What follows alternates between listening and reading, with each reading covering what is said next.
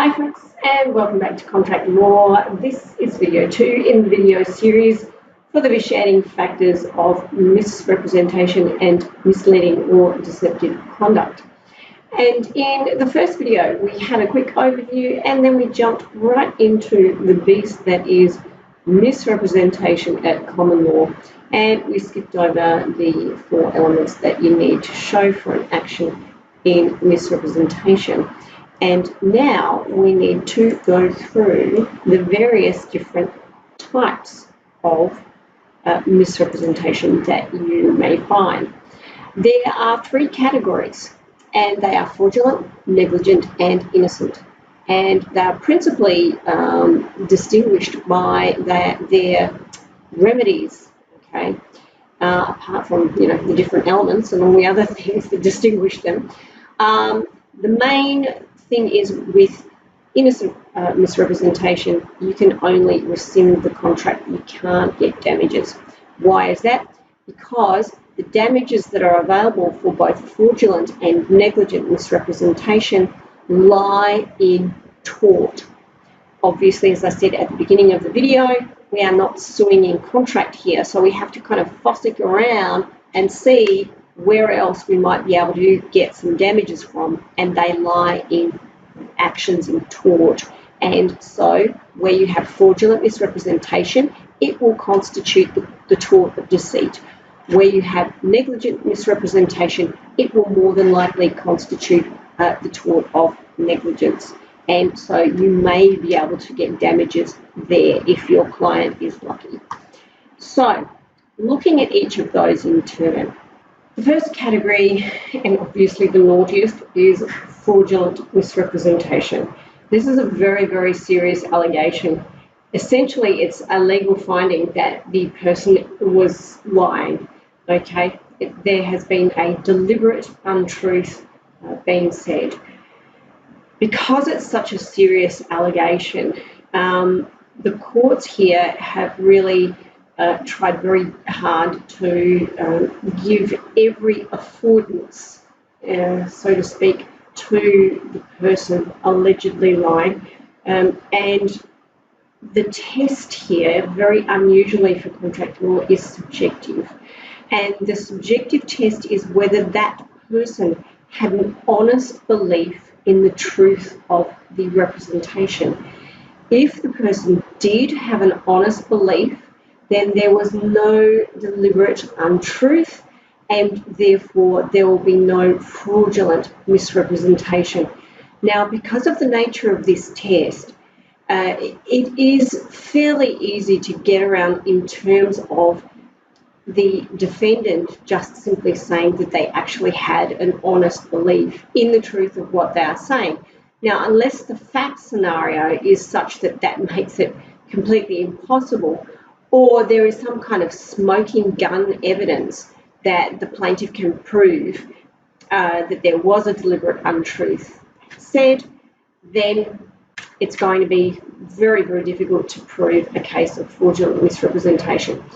In the case of Darien Peak, the court set out the different kinds of intent that have to underlie a case of fraudulent misrepresentation. So the false statement has to be made either knowingly, that is, you know you're going to tell a lie, without belief in its truth, so you just say something but you don't actually positively believe that it's true, or you say something but you really don't care that it's true or not true, recklessly careless whether it's true or false. So if you make a false statement with any of those kinds of intent, then it may well be a fraudulent misrepresentation. The case of Darien Peak shows just how difficult it is to get up on something like this. In that case, the company had issued a prospectus with some false statements in there. They said that they could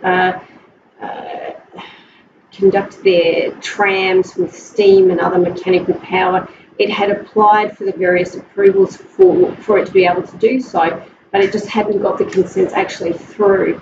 And obviously a disgruntled shareholder decided to bring an action for fraudulent misrepresentation, and was unsuccessful because the directors at the time they made the statement in the prospectus had an honest belief in the truth of what they were saying.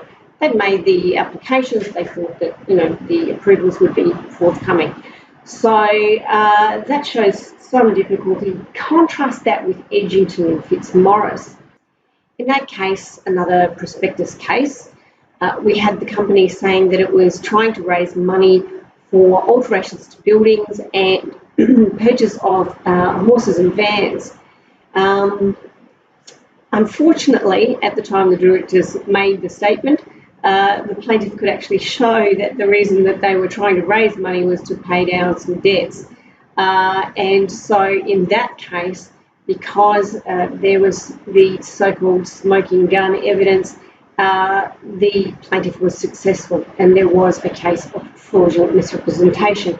That is the case in which Lord Bowen said that the state of a man's mind is as much of a fact as the state of his digestion. So the company couldn't get out of it by saying that it was merely a statement of intention and not actionable. So, as I said, remedies, rescission and potentially damages for deceit. The next category is negligent misrepresentation, and this is kind of the new kid on the block so far as misrepresentation is concerned. It arose really in the 60s, was refined up through the 80s, and it requires the satisfaction of the same elements of misrepresentation as well as those for negligence. That is, you need to show that the representor owed the representee a duty of care.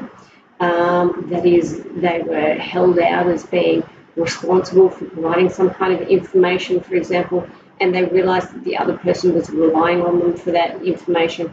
There's been a breach of the duty of care and there's consequent loss.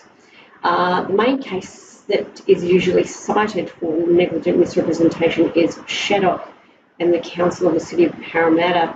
That was an unfortunate case where some people approached the council for information about a property as to whether it was affected by road widening proposals. The council said, no, you're all good. The property is not affected by any road widening proposals, and you guessed it, it was so affected.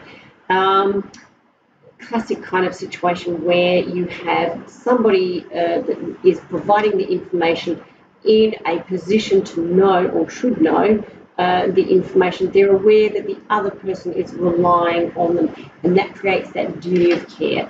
Then there's a breach, then there's loss, then you've got negligent misrepresentation. Again, remedies, rescission, and potentially damages in negligence. I will mention the bit that I didn't mention on the last slide, the very bottom bullet point. You can obviously only get damages in contract if the representation had become a term of the contract. And if that's the case, then you need to choose. You need to choose between damages in contract and damages in negligence. Now, the big difference between the two, and this is the same for fraudulent misrepresentation, when you're seeking damages in contract, you are essentially asking the court to place you in the position as if the contract had been performed. Damages in contract are designed to get the plaintiff into the position as if the contract had been performed. So if you expected to make a certain profit, we call that expectation damages, then they are the damages that you will be awarded in contract. It's very, very different when you're talking about tortious damages. Tortious damages like damages in deceit for fraudulent misrepresentation or damages in negligence for negligent misrepresentation.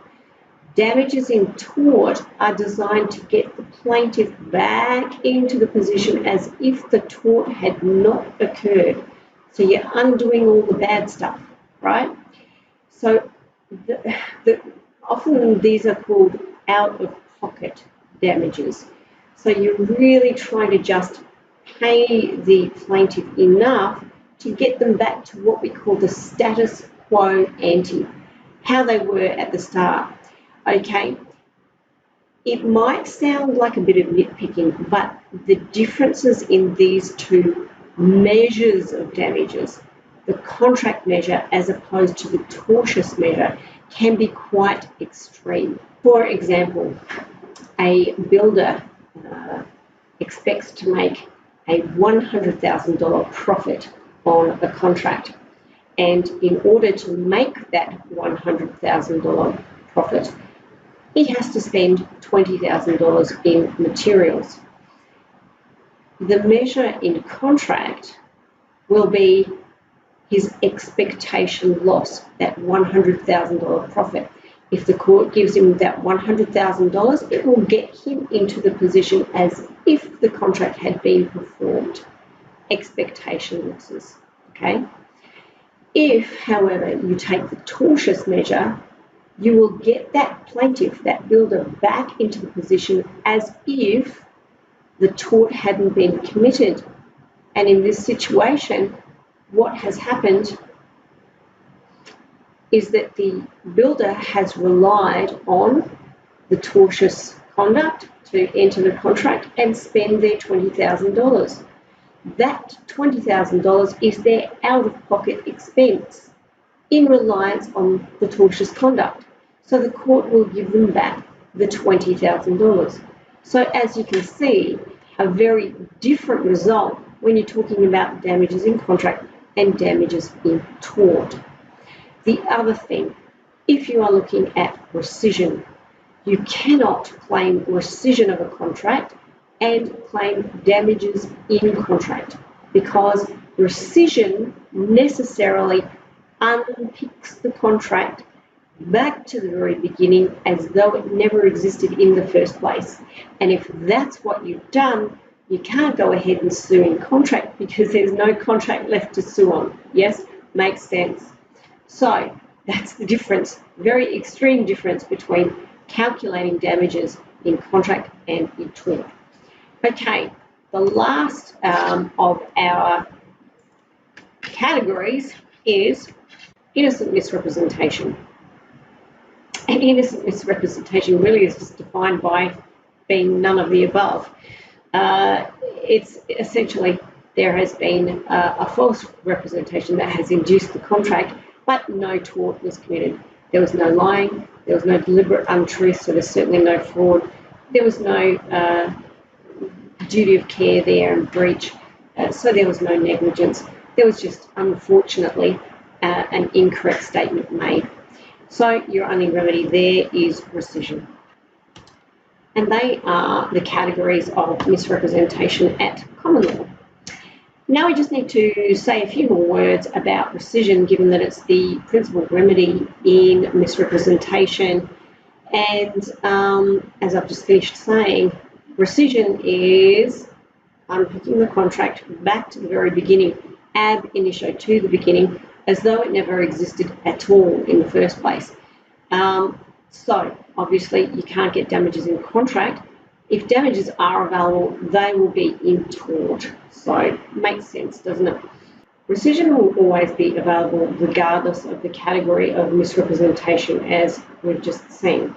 However, because for the most part rescission will be sought in equity, it is vulnerable to what we call bars or limits to the remedy of rescission. Rescission is technically available at common law, but in order for rescission to be available in common law, we have to be able to get what we call precise restitutio in integrum. Precise restitutio in integrum. That means you have to be able to restore the parties to exactly the status quo ante. You have to be able to unpick that contract and put those parties back in exactly the same positions as they were before. If you can't, rescission is not available at common law. And this is why mostly you will be seeking rescission for your client in equity.